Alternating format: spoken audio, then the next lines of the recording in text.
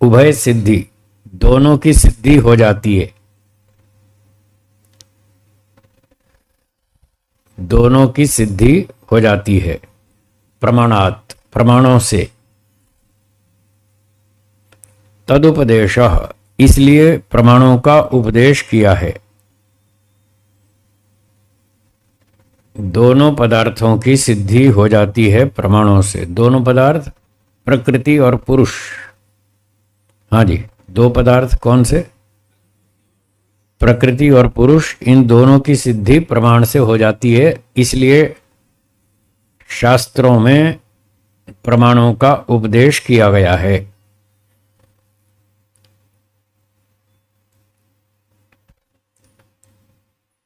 तो प्रमाण से कैसे सिद्धि हो जाती है? तीनों प्रमाणों से। जो तीन प्रमाण बताए, तीनों प्रमाणों से प्रकृति पुरुष की सिद्धि होती है।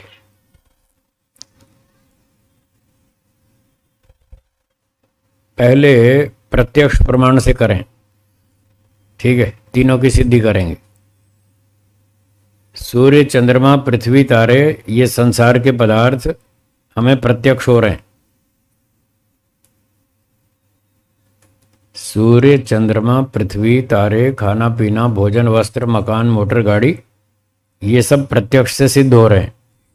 तो ये प्रकृति के जो पदार्थ हैं, कार्य जगत, ये सिद्ध हो गया प्रत्यक्ष से। अब ये जो कार्य जगत है,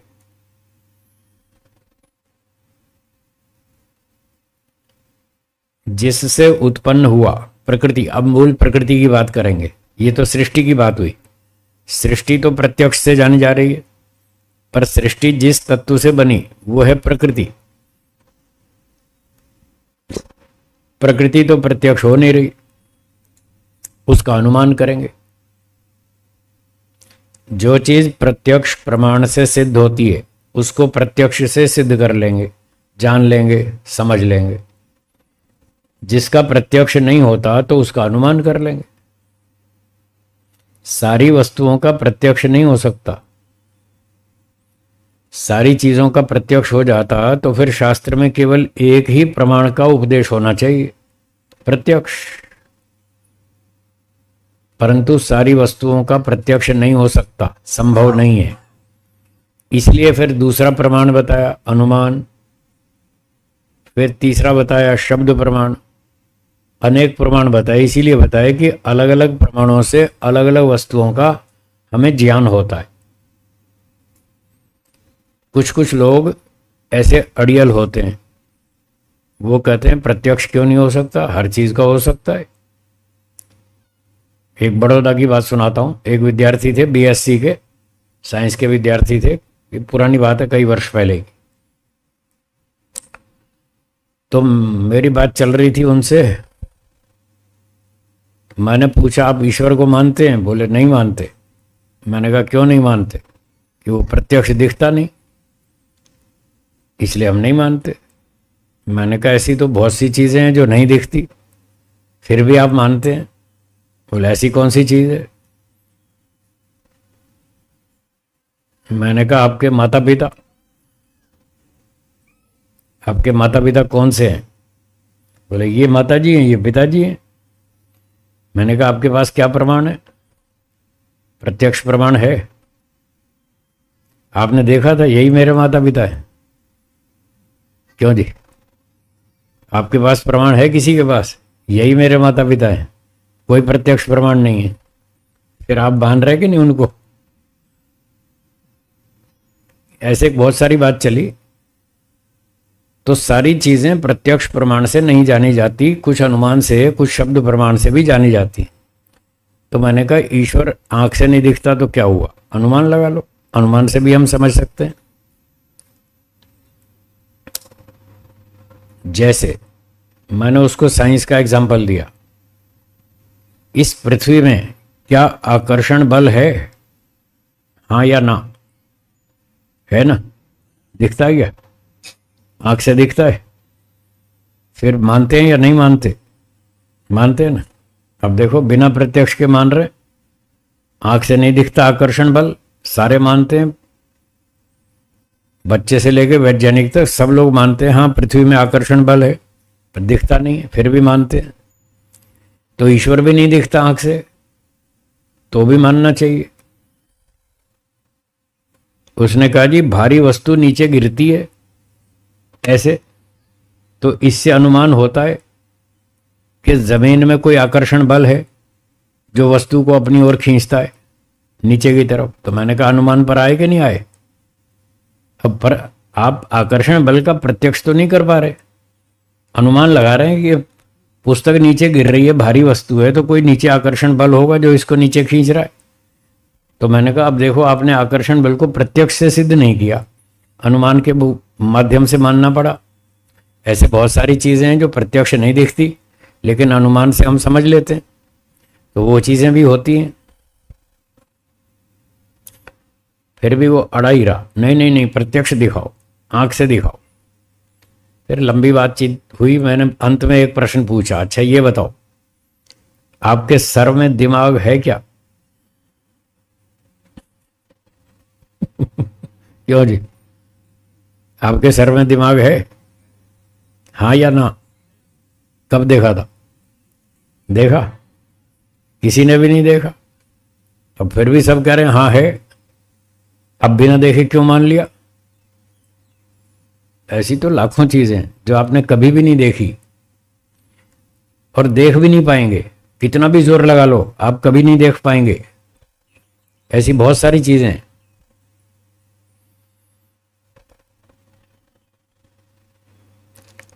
लालचंद जी, आपके दादाजी की दादाजी के दादाजी के दादाजी 10वीं पीढ़ी थी या नहीं थी? देखी थी? फिर आप मानते हैं नहीं? अब देखो बिना प्रत्यक्ष के मान रहे हैं और आप सब मान रहे हैं। सबके दादाजी की 10वीं पीढ़ी थी या नहीं थी? सबकी थी, पर देखी नहीं एक ने भी, सब मान रहे हैं। दादाजी की 10वीं पीढ़ी पर कोई संशय है क्या? 1% भी संशय नहीं, 100% गारंटी है, पर देखा नहीं फिर भी मान रहे हैं, यही तो अनुमान है। तो जो कार्य वस्तु होती है उसको देखकर उसके कारण द्रव्य का अनुमान किया जाता है। अब कारण द्रव्य आंख से नहीं दिख रहा, कोई बात नहीं, उसका अनुमान कर लो। जैसे बताया था धुआं देखकर अग्नि का अनुमान किया। तो सृष्टि प्रत्यक्ष है, पर इसका जो मूल कारण द्रव्य है प्रकृति, उसका हम अनुमान कर लेंगे। कोई भी कार्य वस्तु बिना उपादान के नहीं बन सकती, ये नियम है। कोई भी, बोलिए, कोई भी कार्य वस्तु बिना उपादान कारण के, जैसे रोटी, क्या आटे के बिना रोटी बनती है? लोहे के बिना रेलगाड़ी बन जाएगी? नहीं बनेगी ना। तो कारण के बिना कार्य वस्तु नहीं बनती। और अगर कहीं कार्य वस्तु है तो मतलब हम अनुमान कर लेंगे उसका कोई कारण भी है। ऐसे सृष्टि दिख रही है, इसका उपादान कारण प्रकृति है, ऐसा हम अनुमान कर लेंगे। तो सृष्टि तो प्रत्यक्ष प्रमाण से सिद्ध हो गई, और कारण द्रव्य इसका उपादान कारण प्रकृति, वो अनुमान से सिद्ध हो गया। ठीक है। और अब जीवात्मा, उसकी सिद्धि करेंगे। जीवात्मा की सिद्धि वो भी आंख से नहीं हो रही, आंख से तो नहीं दिखता, तो कोई बात नहीं, अनुमान से सिद्ध कर लेंगे। जो आंख से नहीं दिखता उसका अनुमान कर लेंगे, और आंतरिक प्रत्यक्ष भी कर लेंगे। आत्मा का आंतरिक समाधि प्रत्यक्ष भी हो जाएगा। आंतरिक प्रत्यक्ष भी होता है ना, एक बाह्य होता है एक आंतरिक। तो जो चीजें बाहर से दिख रही हैं उनको बाहर से जान लेंगे, जो नहीं दिख रही, जिनका आंतरिक प्रत्यक्ष हो सकता है, उनका आंतरिक प्रत्यक्ष भी कर लेंगे। समाधि में आत्मा को भी और ईश्वर को भी प्रत्यक्ष प्रमाण से, आंतरिक प्रत्यक्ष से समझ लेंगे, उसकी भी अनुभूति हो जाएगी। तो प्रत्यक्ष प्रमाण से सिद्धि हो गई। अब अनुमान से प्रकृति की सिद्धि हो गई। अनुमान से कि कार्य वस्तु है तो कोई कारण भी होना चाहिए, उपादान कारण, क्योंकि नियम कहता है बिना उपादान कारण के कोई कार्य वस्तु उत्पन्न नहीं हो सकती। तो इससे अनुमान से मूल कारण द्रव्य प्रकृति की सिद्धि हो गई। अब अनुमान से आत्मा की सिद्धि करेंगे। जैसे धुआं देखकर अग्नि की सिद्धि की अनुमान से, ऐसे ही कुछ लक्षण देखकर हम आत्मा के लक्षण देखकर आत्मा की सिद्धि कर लेंगे। आत्मा के लक्षण कौन से हैं? एक तो है इच्छा। क्या आपके अंदर इच्छा है? अगर इच्छा है तो कोई पदार्थ भी होगा जिसमें यह इच्छा रहती है। इसका एक नियम है, अनुमान प्रमाण में एक नियम है कि कोई भी गुण बिना द्रव्य के अकेला नहीं रह सकता। क्या बोला?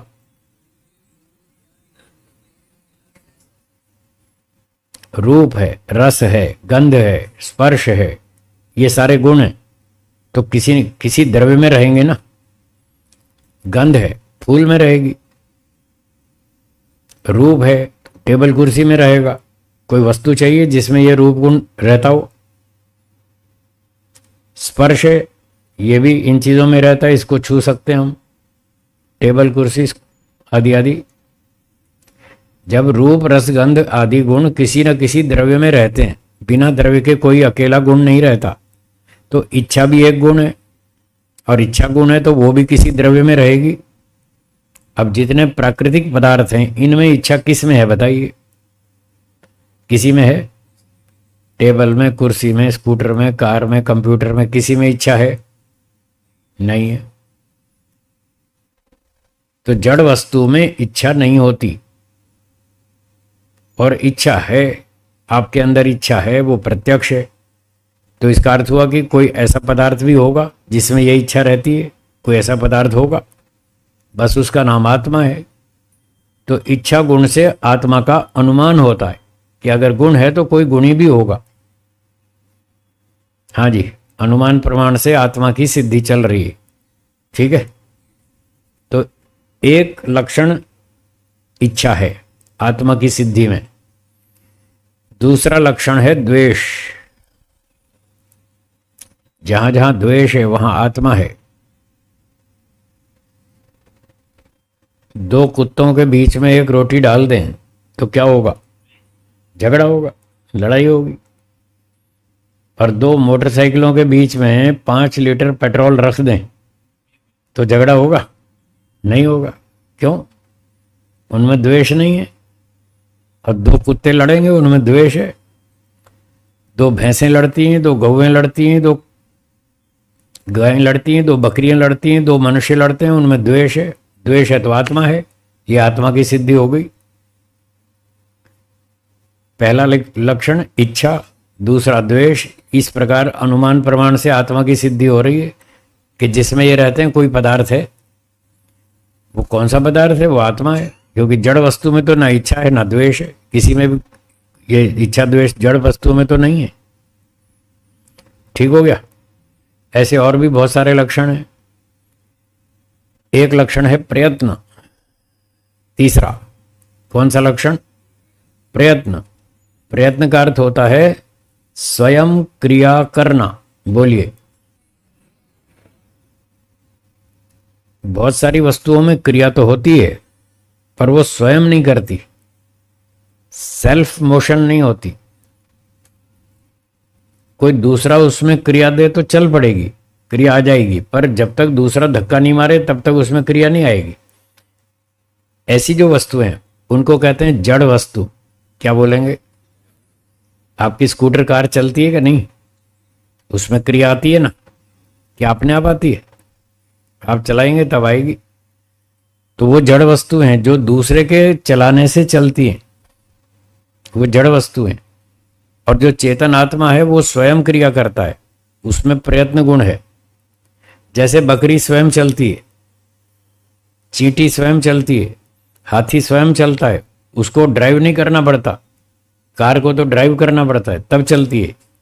कार अपने आप नहीं चलती, पर हाथी अपने आप चलता है, चींटी अपने आप चलती है, मनुष्य अपने आप चलता है। जो अपने आप चलता है वो हाँ आत्मा है, वो चेतन तत्व है। ये प्रयत्न उसका अर्थ है, प्रयत्न गुण का अर्थ है स्वयं क्रिया करना। तो आत्मा स्वयं क्रिया करता है। चौथी पहचान आत्मा की, सुख का अनुभव करना। बोलिए। पांचवी पहचान, दुख का अनुभव करना। क्या आप सुखी दुखी होते हैं? तो आप आत्मा हैं। अगर आप सुखी दुखी होते हैं, सुख दुख का अनुभव करते हैं, तो आप आत्मा हैं। अच्छा, शरीर सुखी दुखी होता है या नहीं है? नहीं होता। हाँ जी, पीछे वाले क्या बोल रहे हैं? शरीर सुखी दुखी होता है या नहीं? निर्मल जी, नहीं होता है, आत्मा होता है। हाँ, इधर माताओं की ओर से क्या उत्तर है? शरीर दुखी होता है कि नहीं है? नहीं होता है। चलो, अच्छी बात है, सही उत्तर दिया आपने। हाँ, दर्द कर रहा है, ये मोटी भाषा है। कई जगह पर सीधी भाषा होती है, कई जगह मोटी भाषा होती है। हाँ हाँ, ऐसा बोल देते हैं। जैसे आप बोलते हैं टैक्सी, टैक्सी सुनती है, फिर किसको आवाज लगा रहे हैं? ड्राइवर को। पर बोलते तो आप टैक्सी है, ड्राइवर कहाँ बोलते? बोलते हैं टैक्सी, बोलते हैं ऑटो ना। ये 54 में से नहीं है। ये भाषा का प्रयोग है, ये इस व्यवहार में स्वीकृत है। वो 54 गलती स्वीकृत नहीं है, इसलिए ये उसमें और इसमें अंतर है। ऐसा बोलते हैं, बहुत सारी जगह ऐसा बोलते हैं जहां पर वास्तविकता ऐसी नहीं होती, लेकिन बोलने की छूट है। सब जगह छूट है, जिसको अलंकार बोलते हैं। कई जगह अलंकारिक वर्णन होते हैं। हवाओं ने कहा पर्वतों से, पर्वतों ने कहा नदियों से, नदियों ने कहा पक्षियों से। ना पर्वत बोलते ना नदी बोलती, कभी सबको बुलवा देते हैं। ऐसी कविताएं आती है ना, पर्वतों ने कहा नदियों से, नदियों ने कहा हवाओं से, हवाओं ने कहा पक्षियों से। न पर्वत बोलता, ना नदी बोलती, ना हवाएं बोलती, फिर भी वो बुलवा देते हैं। वो अलंकारिक भाषा होती है। तो ये अलंकारिक भाषा है, इसमें हम ऐसी ऐसी बात बोल देते हैं, वैसी वास्तविकता नहीं होती, पर बोल देते हैं, चलता है।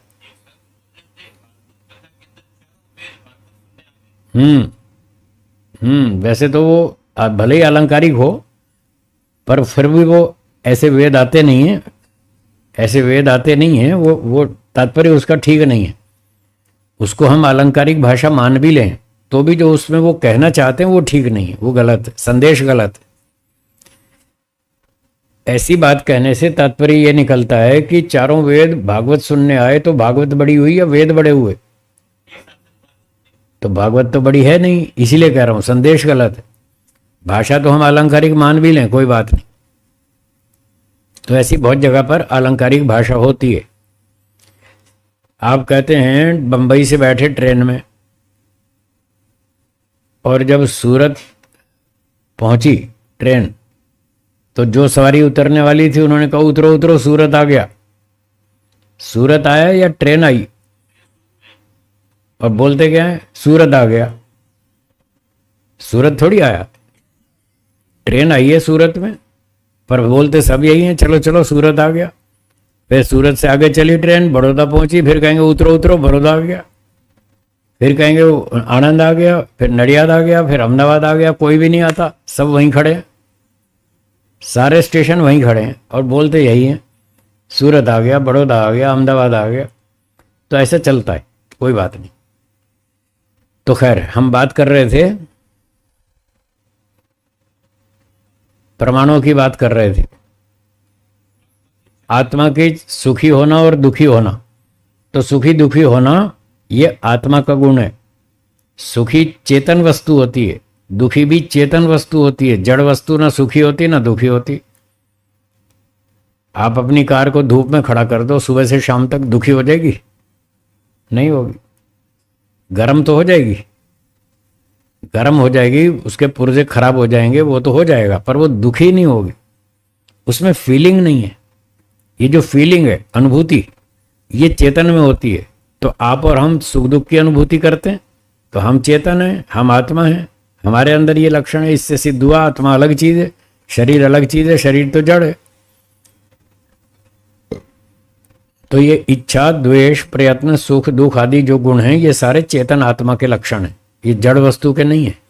जड़ वस्तु में ना इच्छा है, ना द्वेष है, ना प्रयत्न है, ना वो सुखी होती ना दुखी होती। अगर जड़ वस्तु सुखी दुखी हो तो डेड बॉडी, मृत शरीर जड़ है या चेतन? तो उसको जब अग्नि में जलाएंगे तब चिल्लाना चाहिए। अगर उसको फीलिंग होती हो, जड़ वस्तु को फीलिंग होती हो, तो डेड बॉडी को जब जलाएंगे अग्नि में तब उसको चिल्लाना चाहिए, बचाओ बचाओ, मुझे क्यों जलाते हो? पर कोई डेड बॉडी नहीं चिल्लाती। हाँ, जीवित व्यक्ति तो चिल्लाता है, भाई मुझे क्यों जला रहे हो? इससे पता चलता है जड़ वस्तु में कोई फीलिंग्स नहीं होती, अनुभूतियां नहीं होती, न वो सुखी होती न दुखी होती। ये चेतन के लक्षण है जीवात्मा के, जो सुखी भी होता है दुखी भी होता है। और एक छठी पहचान है ज्ञान, नॉलेज। आपने पहली कक्षा से लेकर यहां तक खूब सारी पढ़ाई की, बहुत सी बातें सीखी, स्कूल में सीखी, कॉलेज में सीखी, और धंधे व्यापार नौकरी में बहुत बातें सीखी। आपके पास बहुत सारी नॉलेज है या नहीं? तो ये जिसमें नॉलेज होती है वो चेतन आत्मा है, उसमें नॉलेज रहती है। जड़ वस्तु में नॉलेज नहीं होती, जड़ वस्तु में प्रोग्रामिंग होती है। आपके पास फोन है, मोबाइल फोन, ये जड़ है या चेतन? तो इसमें नॉलेज नहीं है, मेमोरी है, प्रोग्रामिंग है, पर उसमें ज्ञान नहीं है। आप अपने फोन से जब बात करते हैं, दिल्ली, बंबई, अमेरिका जब बात करते हैं, तो फोन को पता चलता है आप क्या बात कर रहे हैं? नहीं पता चलता। आप 1 घंटे तक बहुत बात करते हैं, पर फोन को एक भी बात समझ में नहीं आती, कुछ पता नहीं चलता, क्योंकि उसमें ज्ञान नहीं है। उसमें डेटा है बहुत सारा, फोन बुक में बहुत सारा डेटा है, बहुत सारे नंबर आपने उसमें सेव कर रखे हैं, बहुत से आपके फ़ोन में वीडियो हैं, ऑडियो हैं, और स्क्रिप्ट मैसेज भी हैं बहुत सारे, पर उसको कुछ नहीं मालूम। फ़ोन को कुछ नहीं पता मेरे अंदर क्या क्या ऑडियो वीडियो रखे हैं, क्या क्या मैसेज लिखे हुए हैं, उसको कुछ नहीं पता। बस प्रोग्रामिंग है, वो जड़ वस्तु में कर देते हैं और वो उस हिसाब से काम करता रहता है। जो बटन दबाएंगे वही काम करेगा। पर चेतन आत्मा ऐसा नहीं है, उसका जो बटन दबाएं वही काम करेगा। आप हाँ, वो तो एक चीज़ है। हाँ, और अब जो इसमें मेमोरी है, वो मेमोरी मतलब डेटा है, केवल डेटा स्टोरेज है। हाँ, उसको वो चेतन वाली मेमोरी नहीं है उसमें। चेतन वाली मेमोरी अलग चीज़ है, और आप दोनों को एक बनाएंगे तो छल का प्रयोग है, फिर ये 54 में से एक गलती है। हाँ, उसका उत्तर दे रहा हूं मैं। अगर आप दो को एक बनाएंगे तो छल है, दो को एक मत बनाओ। वो मेमोरी अलग चीज़ है, वो फोन की मेमोरी अलग चीज़ है, और आत्मा का जो गुण मेमोरी है वो अलग चीज़ है। दोनों में अंतर है। फोन तो जड़ है, आत्मा तो चेतन है। वो अपने नॉलेज से बहुत सारी समस्याओं को समझता है, फिर मेहनत करता है, उन समस्याओं का समाधान भी ढूंढ लेता है। जो समाधान वो स्वयं नहीं ढूंढ पाता, वो दूसरे एक्सपर्ट लोगों से हेल्प ले लेता है। भाई मेरी ये समस्या है, बताओ क्या करूं? तो वो दूसरा उसको सलाह देता है, उसकी समस्या हल हो जाती है। तो इस प्रकार से उसमें ज्ञान है, अनुभूतियां हैं, चिंतन है, विचार है, ऊहा है, बहुत सारे काम। वो चेतन का लक्षण है। आजकल एक ज़माना नया चल पड़ा है, AI, आर्टिफिशियल इंटेलिजेंस। तो इसका तो नाम ही बता रहा, आर्टिफिशियल। आत्मा कोई आर्टिफिशियल थोड़ी है, आत्मा तो ओरिजिनल है। इसी से पता चल रहा है कि AI जो है वो आत्मा नहीं है, वो चेतन नहीं है, वो तो आर्टिफिशियल है। एक मशीन बनाई है, बस उसको प्रोग्राम दे दिया, वो वैसे काम करती है। कंप्यूटर बना दिया, मोबाइल बना दिया, रोबोट बना दिया, और कई चीज़ें बना दी। ये मशीनें हैं, इनमें फीलिंग्स नहीं है, नॉलेज नहीं है, ना ये कर्म करते हैं स्वयं, और जो ये कर्म करते हैं उसकी जिम्मेदारी इन पर नहीं होती।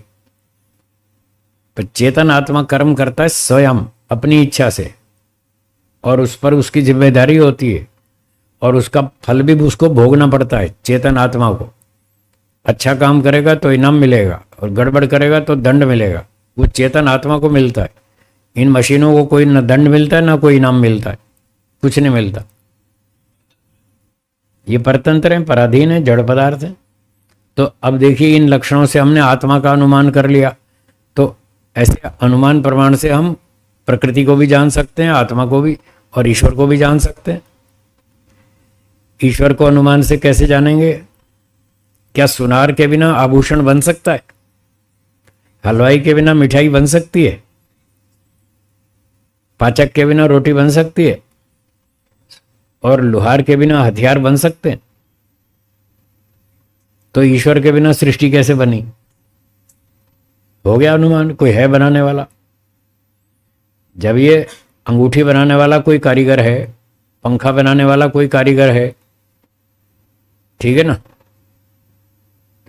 स्कूटर बनाने वाला कोई कारीगर है, कार बनाने वाला, कंप्यूटर बनाने वाला, फोन बनाने वाला, हर चीज को जो भी बनाई गई है, हाँ अब ध्यान सुनिए, हाँ जो बनाई गई है, बस यही सावधानी रखनी पड़ती है, यहां थोड़ी सी लापरवाही की तो मार पड़ेगी।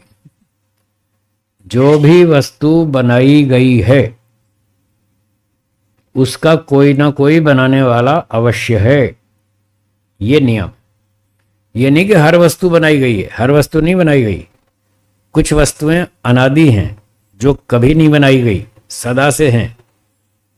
इसलिए ये कहना गलत है कि जो भी वस्तु है उसका कोई ना कोई बनाने वाला है, ये कहना गलत है। ये कहना चाहिए जो वस्तु बनाई गई है उसका कोई ना कोई बनाने वाला है। तो जब ये स्कूटर, कार, कंप्यूटर का कोई बनाने वाला है तो शरीर का भी कोई बनाने वाला है, क्योंकि ये भी बनाई गई है। शरीर सदा से है या बनाया गया? बनाया गया। तो जो चीज बनाई गई है तो उसका कोई बनाने वाला चाहिए। क्या हम अपना शरीर स्वयं बना सकते हैं? नहीं बना सकते। क्या हमारे माता पिता हमारा शरीर बना सकते हैं? वो भी नहीं जानते। अच्छा, डॉक्टर लोग हमारा शरीर बना सकते हैं? नहीं बना सकते। कोई वैज्ञानिक, साइंटिस्ट लोग हमारा शरीर बना सकते हैं? वो भी नहीं बना सकते।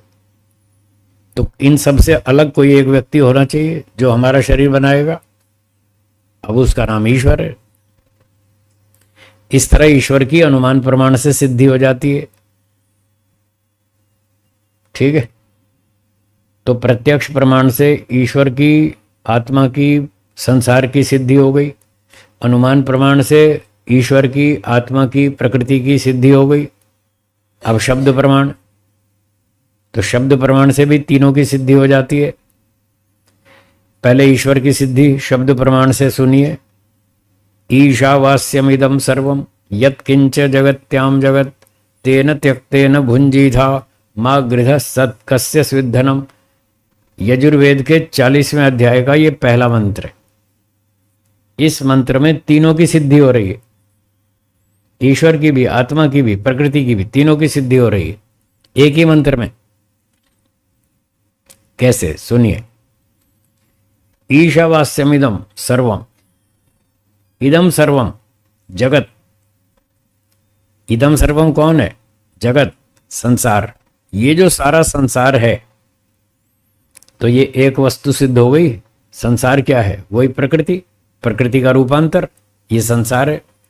तो शब्द प्रमाण से संसार या प्रकृति की सिद्धि हो गई। फिर क्या कह रहे हैं? ये सारा संसार ईशावास्यम, ईश्वर से ढका हुआ है। ईश्वर इसमें बस रहा है। कण कण में ईश्वर बसा हुआ है, विद्यमान है, उपस्थित है, व्यापक है। तो एक तो इदम सर्वम जगत और दूसरा ईश्वर, दो चीज सिद्ध हो गई। इस मंत्र से पहली पंक्ति से दो चीजें सिद्ध हो गई। इदम सर्वम जगत और दूसरा ईश्वर जो इसमें बस रहा है। और अगली पंक्ति में जीवात्मा की सिद्धि हो रही है। तेन त्यक्तेन भुंजी था, इसलिए त्याग पूर्वक भोगो। ये भोगने वाला कौन है? प्रकृति है या ईश्वर है? यह दो से अलग है, अलग है। वो तीसरा है। प्रकृति जड़ है, वो भोगती नहीं, और ईश्वर पहले ही आनंद में, उसको जरूरत नहीं भोगने की। ना तो ईश्वर भोगता है ना प्रकृति भोगता है। प्रकृति जड़ है, वो जानती नहीं सुख दुख क्या होता है। और ईश्वर पहले ही आनंद में मस्त है, तृप्त है, वो भी नहीं भोगता। फिर कौन बचा भोगने वाला? वो तीसरा है, वो आत्मा है, आप और हम। तो देखिए, एक ही मंत्र के शब्द प्रमाण से तीनों चीजें सिद्ध हो गई। ईश्वर भी सिद्ध हो गया, जगत भी सिद्ध हो गया और तीसरा भोक्ता भी सिद्ध हो गया। और जैसे मैंने अभी सुबह बताया था कि जब ईश्वर ने सृष्टि बनाई तो सृष्टि का मैनुअल दिया, 4 वेद, उसमें बताया कि इस सृष्टि का लाभ कैसे लेना, क्या करना क्या नहीं करना, सब बताया। अगर ऐसे करोगे तो ये सृष्टि आपको सुख देगी, अगर ऐसे करोगे तो ये सृष्टि आपको दुख देगी। इसी मंत्र में ईश्वर ने बताया त्यक्तेन भुंजी था, त्याग पूर्वक भोगो तो ये सृष्टि आपको सुख देगी। यदि त्याग पूर्वक भोगेंगे तो ये सृष्टि आपको क्या देगी, सुख देगी। और मां गृध, लोभ मत करना, मां गृध, लोभ नहीं करना, लोभ करोगे तो ये दुख देगी। आज देखो संसार में लोग सारे के सारे, एक आध छोड़ दें अपवाद, नहीं तो अधिकतर लोग लोभ करते हैं या नहीं करते, करते हैं ना। और कमाओ और कमाओ और कमाओ। एक सेठ जी ने पूछा अपने मुनीम जी से, मुनीम जी हमारे पास कितनी संपत्ति है, हिसाब लगा के बताओ। मुनीम जी ने पूरा हिसाब लगाया, बोला सेठ जी हमारे पास इतनी संपत्ति है आपकी 20 पीढ़ियां आराम से चुपचाप बैठ के खा सकती हैं, इतनी संपत्ति है। सेठ जी बोला बस 20 पीढ़ी, 21वीं पीढ़ी भूखी मरेगी हैं? और कमाओ और कमाओ। हमारे परिवार में 21वीं पीढ़ी भूखी मरेगी, ये हम कैसे सहन करेंगे? और कमाओ और कमाओ। देखो लोभ कितना है, 20 पीढ़ी बैठ बैठ के खा सकती है तो उतने में भी संतोष नहीं है, फिर भी कह रहे और कमाओ। तो अब बताओ ये सृष्टि उसको सुख देगी या दुख देगी? जो इतना लोभ करके बैठा है वो दुखी रहेगा। इसलिए ईश्वर ने कहा मां गृधः, लोभ मत करो। क्यों ना करो? सोचो कस्य सिद्ध धनम, ये धन किसका है? तुम जो 20 पीढ़ी तक जमा करके बैठे हो ये तुम्हारा पैसा है क्या? सब यहीं छोड़ जाओगे, तुम्हारी अगली पीढ़ियां भी यहीं छोड़ जाएंगी, कोई साथ में नहीं ले जाएगा। फिर क्यों लोभ करते हो? आपके पास जितना पैसा है आप सारा कभी भी खर्च नहीं करेंगे। हाँ जी बोलो, कर लेंगे? जितना पैसा आपकी जेब में है, आपके पास कागज में है, अकाउंट में है, बैंक में है, जहां भी है, वो आप सारा पैसा खर्च नहीं करेंगे। बहुत सारा यहां छोड़ के जाएंगे, जमा करके छोड़ के जाएंगे। मेहनत आप कर रहे हैं और खाएंगे कोई दूसरे लोग। क्यों इतनी मेहनत कर रहे हैं? आपके पिताजी ने आपके जीवन भर के खर्चे के पैसे दिए थे हैं? नहीं दिए ना। तो आप अपने बच्चों के लिए इतने पैसे क्यों जमा कर रहे हैं कि वो सारा जीवन बैठे बैठे खाएंगे? क्यों खाएंगे? आपके पिताजी ने आपको भी इतने पैसे नहीं दिए, आपको खिला पिला के जवान कर दिया और कमाना सिखा दिया, बस फिर कहा जाओ अब कमाओ और खाओ। मैंने कुछ जिंदगी भर का ठेका थोड़ी लिया तुम्हारा।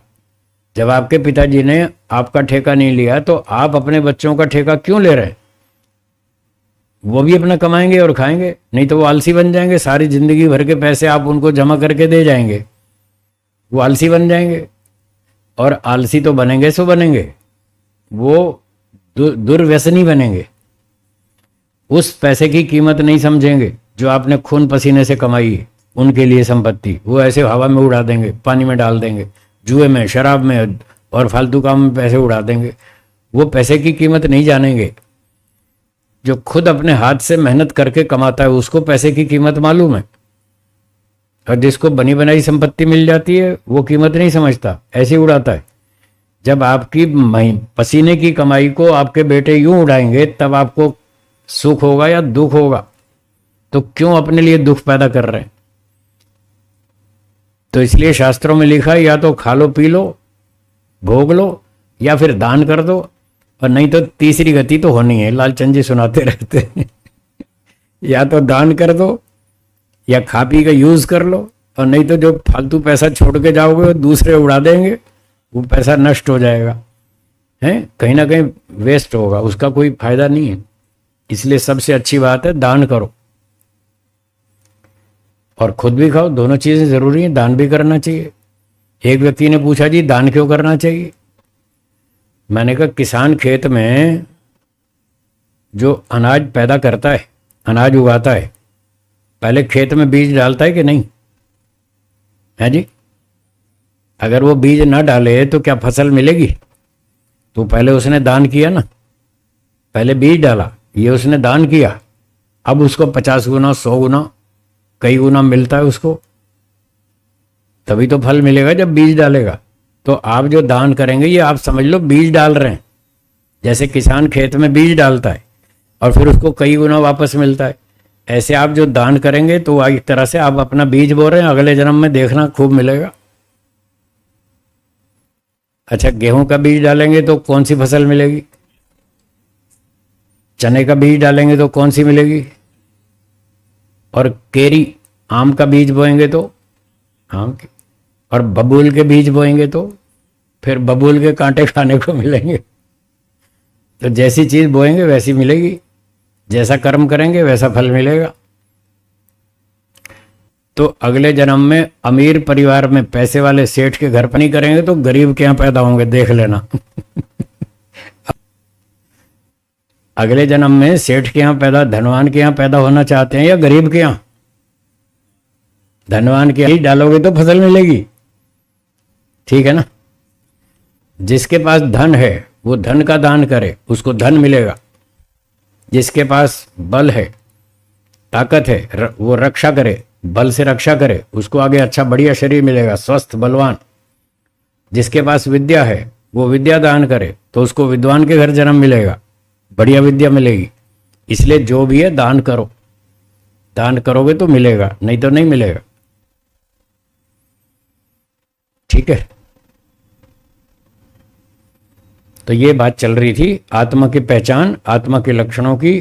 तो उसके पास ज्ञान है, इच्छा है, द्वेष है, प्रयत्न है, इनसे वो सिद्ध होता है कि कोई तत्व है चेतन आत्मा जिसकी ये पहचान है। जड़ वस्तु में ये सारे लक्षण नहीं होते।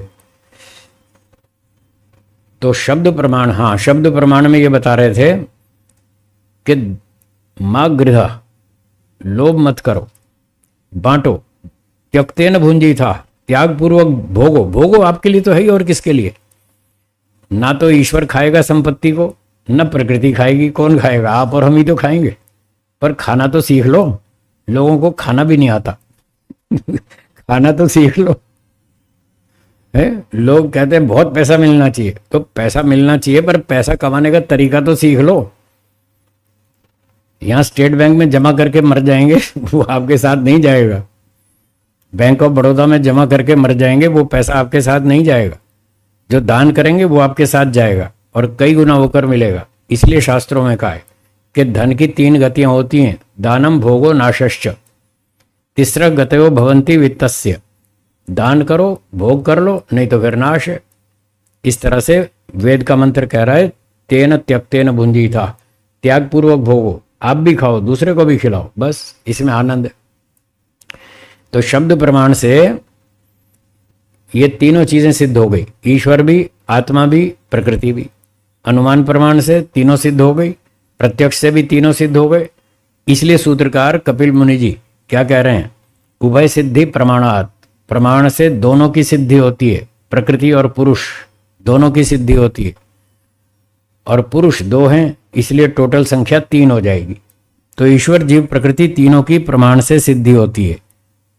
तद उपदेश, इसलिए हमने प्रमाणों का उपदेश किया कि ये 3 प्रमाण हैं, इन प्रमाणों से ईश्वर को जानो, आत्मा को जानो, प्रकृति को जानो।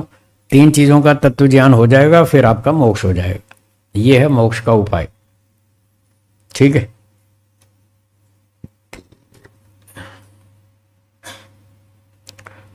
अब बहुत सारे लोग ऐसे हैं जो साइंस पढ़ते हैं, तो साइंस की पुस्तकों में कहीं भी आत्मा की, ईश्वर की कोई चर्चा नहीं आती, नहीं आती ना। प्रकृति की बात सुनाते हैं, प्रकृति कैसे, संसार क्या है, कैसे उत्पन्न हुआ, ये तो बताते हैं, पर अधूरी बात बताते हैं। उनका नॉलेज अधूरा है, ना वो ईश्वर की बात बताते, ना वो आत्मा की बताते। एक दिन एक साइंटिस्ट बता रहे थे कि आज हम आपको बताएंगे सृष्टि कैसे बनी। हमने कहा ठीक है बताइए। तो उन्होंने अपनी फिजिक्स की भाषा में, अंग्रेजी भाषा में बोलना शुरू किया। In the very very beginning of this universe there was a nebula. हमने कहा सर ये नेबुला क्या होता है, समझ में नहीं आया। तो उन्होंने थोड़ा सरल बताया, नेबुला मतलब एक धुएं का बादल। हाँ क्या बताया, नेबुला जैसे धुएं का बादल होता है, एक बादल जैसा मान लो। हमने कहा ठीक है समझ में आ गया। In the very very beginning of this universe there was a nebula. सृष्टि बनने से पहले, सबसे पहले आरंभ में एक नेबुला था, धुएं का बादल जैसा था। हमने कहा ठीक है, फिर क्या हुआ। There was a big explosion in nebula. उस नेबुला में एक जोरदार विस्फोट हुआ। हमने पूछा सर ये विस्फोट किसने किया। बोले ये नहीं पता हमें इतना ही पता है बस, विस्फोट हुआ, पर किसने किया ये नहीं पता। तो मैंने कहा सर मुझे पता है किसने किया। बोले अच्छा आपको पता है। मैंने कहा हाँ मुझे पता है। किसने किया। मैंने कहा ईश्वर ने किया, और कौन करेगा। हमारे तो वेद में लिखा है ईश्वर ने सृष्टि बनाई है। ईश्वर ने सो अकामयत, ईश्वर ने कामना की, ईश्वर ने इच्छा की, अब मैं सृष्टि बनाऊंगा। इमा लोकान नुसृजाइति, हमारे तो शास्त्र में लिखा है। ईश्वर ने सृष्टि बनाने से पहले इच्छा की, योजना बनाई, संकल्प किया, अब मैं सृष्टि बनाऊंगा। स सर्वम असृजत, उसने सारा संसार बना दिया अपनी बुद्धि से, अपनी ताकत से, अपनी योजना से, अपनी शक्ति से, अपने ज्ञान विज्ञान से उसने सारी सृष्टि बना दी। हमारे यहाँ तो बिल्कुल साफ साफ वर्णन है। सदाधार पृथ्वीम द्यामुते माम कस्मई देवाय हविषा विधेम। सुबह हवन में आप बोलते हैं ये मंत्र, बोलते हैं सदाधार पृथ्वीम। वो देखो ईश्वर इस पृथ्वी को धारण कर रहा है। उत द्याम, और द्युलोक को धारण कर रहा है। सब संसार को वही बनाता है, वही चलाता है, वही धारण करता है। पर मॉडर्न साइंस वालों को नहीं मालूम वो विस्फोट किसने किया। और बस उसके बाद फिर सारी दुनिया बन गई। बन गई ऐसे ही बोलते हैं, बन गई। ये बन गई या बनाई गई। ये माताएं रोटियां बनाती हैं, क्यों बताओ, रोटी बनती है या बनाई जाती है। हाँ देखो सारे अब एक सुर में बोल रहे हैं बनाई जाती है, बनती थोड़ी है। मकान बनता है या बनाया जाता है। कार बनती है या बनाई जाती है। जब सारी चीज बनाई जाती है तो सृष्टि कैसे बन जाएगी अपने आप। इसको भी तो बनाना पड़ेगा। अपने आप तो कुछ भी नहीं बनता। एक छोटी सी लोहे की सुई भी नहीं बनती, अपने आप तो कुछ भी नहीं बनता। तो इतनी बड़ी सृष्टि, इतनी टेक्नोलॉजी से और साइंस जिसमें इस्तेमाल की गई है सृष्टि बनाने में, कितनी बुद्धि प्रयोग की गई है। अपने आप ये सृष्टि कैसे बन सकती है। इस सृष्टि में जिन मटेरियल से ये सृष्टि बनी, क्या उस मटेरियल में अकल नाम की कोई चीज है जी। मटेरियल में किसी में भी अकल है क्या। तो जब नहीं है तो अपने आप कैसे बनेगी। इसमें अकल तो है ही नहीं, जबकि ये सृष्टि अकल से बनी है। हर चीज अकल से बनी है। जितनी भी चीजें बनी है सब अकल से बनी है। ये बैठने की कुर्सियां, ये भी बहुत अकल लगा के बनाई है। ऐसी ऐसे नहीं बन गई। जिन कुर्सियों पर आप बैठे हैं बहुत बुद्धिमत्ता से बनाई गई हैं। ये बिल्डिंग, स्कूटर, कार, कंप्यूटर, हर चीज बहुत बुद्धिमत्ता से बनाई गई है। ऐसे ही मनुष्य का शरीर, बहुत टेक्नोलॉजी इसमें लगी है। बड़े बड़े साइंटिस्ट अब तक मनुष्य के दिमाग को नहीं समझ पा रहे।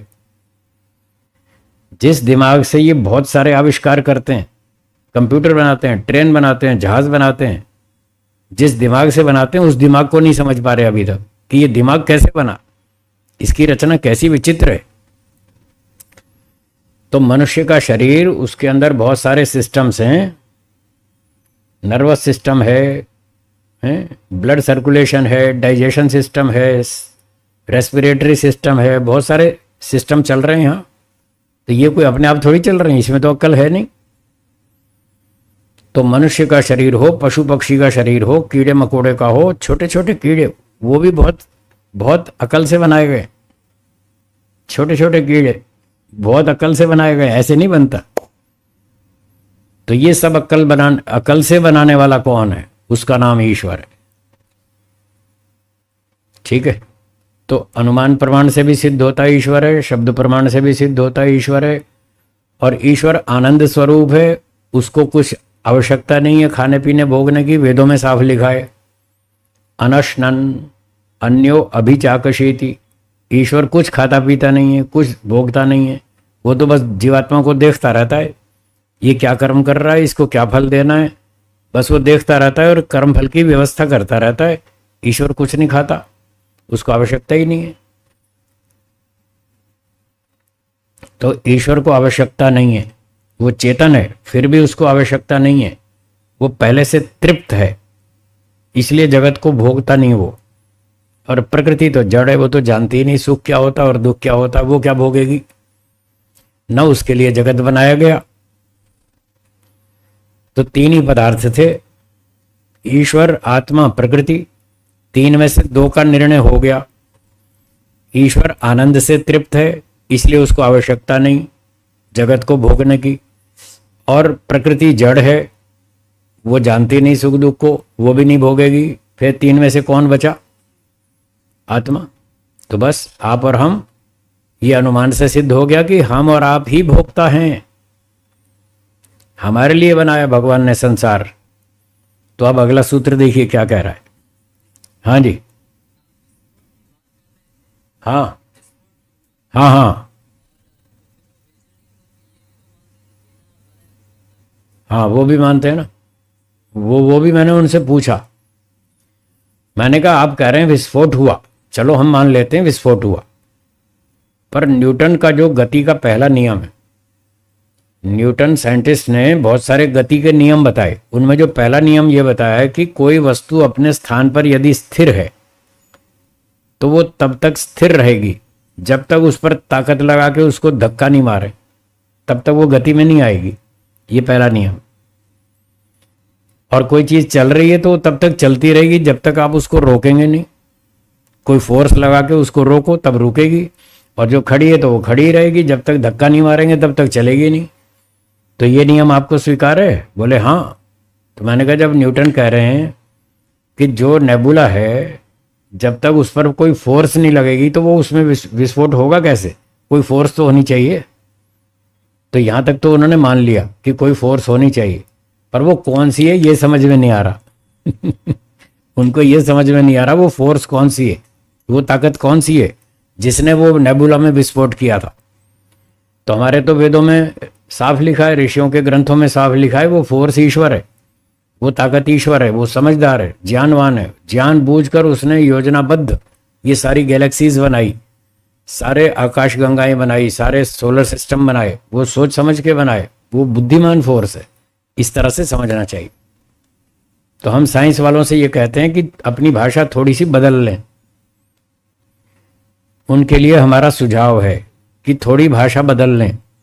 अभी तो वो ये भाषा बोलते हैं कि ये संसार बन गया, बस इसको इतना बदल लें, ये संसार बनाया गया, बस इतना बदल लें, बस फिर ठीक हो जाएगा।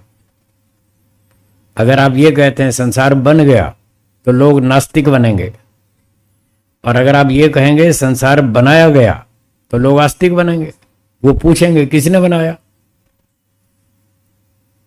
आप घड़ी खरीदते हैं तो देखते हैं ना कौन सी कंपनी की है, मैन्युफैक्चरर देखते हैं नहीं।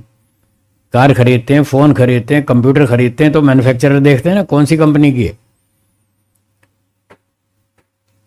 तो जब ये कहेंगे कि ये सृष्टि बनाई गई तो उसका मैन्युफैक्चरर भी पूछेंगे कौन है भाई बनाने वाला, किसने बनाया। तो साइंस वालों कम से कम इतना तो बोलो कि ईश्वर ने बनाया। इतना ही बोल दो कि ईश्वर ने बनाया, बस आगे का काम हम संभाल लेंगे।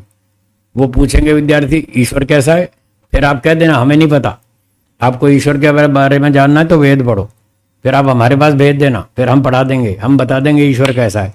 तो दुनिया आस्तिक तो बनेगी कम से कम। अभी तो नास्तिक बना रहे हैं ये लोग। ये जो नास्तिक बना रहे हैं, बता दूं मैं अगली बात, बता दूं हैं, इनको सबको दंड मिलेगा। ये जितने नास्तिक बना रहे हैं दुनिया को, इनको सबको दंड मिलेगा। अगर आस्तिक बनाएंगे तो इनाम मिलेगा, नास्तिक बनाएंगे तो दंड मिलेगा।